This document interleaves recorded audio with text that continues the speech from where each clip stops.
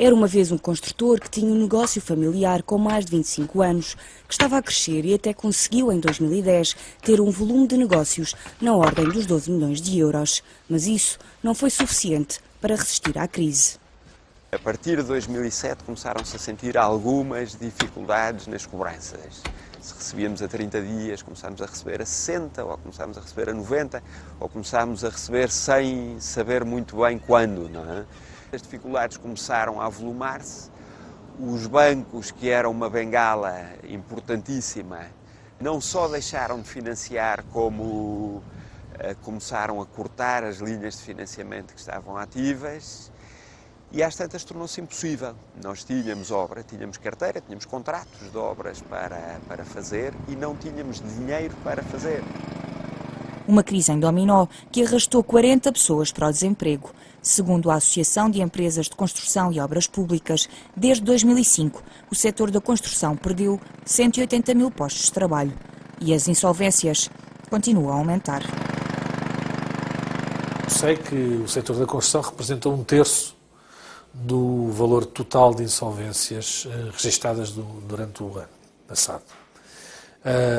E nós tínhamos um número que é mais ou menos extraído aí, uma ordem de grandeza, que é cerca de 10 empresas por dia apresentarem essa insolvência. Portanto, eu diria, não errarei por muito se é que cerca de umas 3.500, 3.600 empresas cessaram a sua atividade.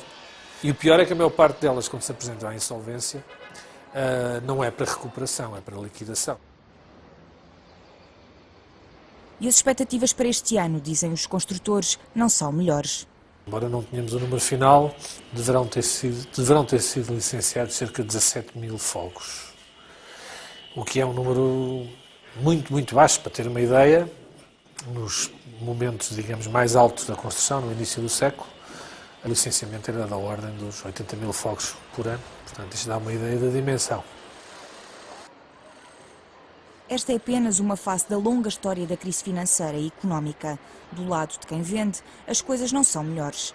No ano passado, foram vendidos 194 mil imóveis, menos 7,2%. E as casas continuam a desvalorizar. Existe um tipo de mercado que hoje em dia deixou de existir, que era o chamado mercado baixo. Era aquele mercado que a banca financiava, nomeadamente com 100% de crédito ou até mais.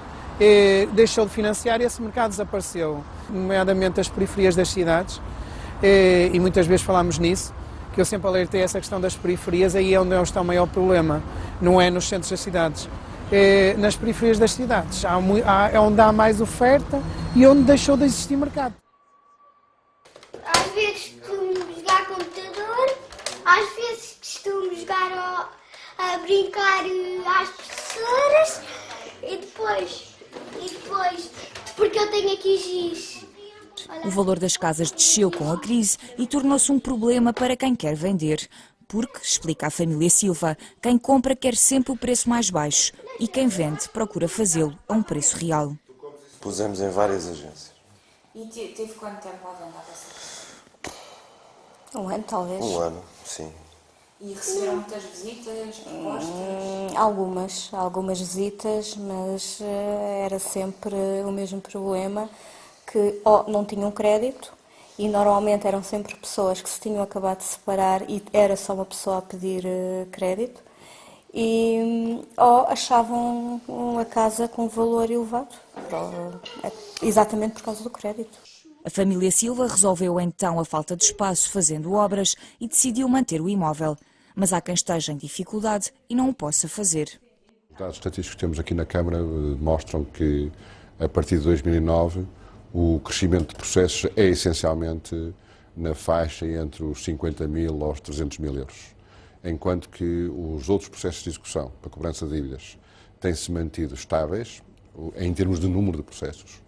O número de processos que tem aumentado de uma forma quase, diríamos, exponencial, com um crescimento da ordem dos 30% a 40% anuais, a partir de 2009, tem sido aquilo que, à partida, corresponde ao crédito à habitação. Aquilo que as famílias tentam, em primeiro lugar, sem dúvida nenhuma, é colocar as casas no mercado da venda, tentar vender as casas. Mas muitas vezes dizem, nós já estamos a tentar vender a casa há 1 ano, há 2 anos e não conseguimos. Portanto, por essa via não vamos conseguir resolver a situação. Portanto, resta muitas vezes negociar com o banco a entrega da casa. No ano passado, mais de 23 mil famílias pediram ajuda à DECO. Em regra, todas elas têm um crédito à habitação. Só no início deste ano, a Associação recebeu 451 pedidos de ajuda. São histórias de um país em crise, a quem a Troika veio impor mudanças. Agilizar e dinamizar o mercado de arrendamento será a batalha dos próximos anos.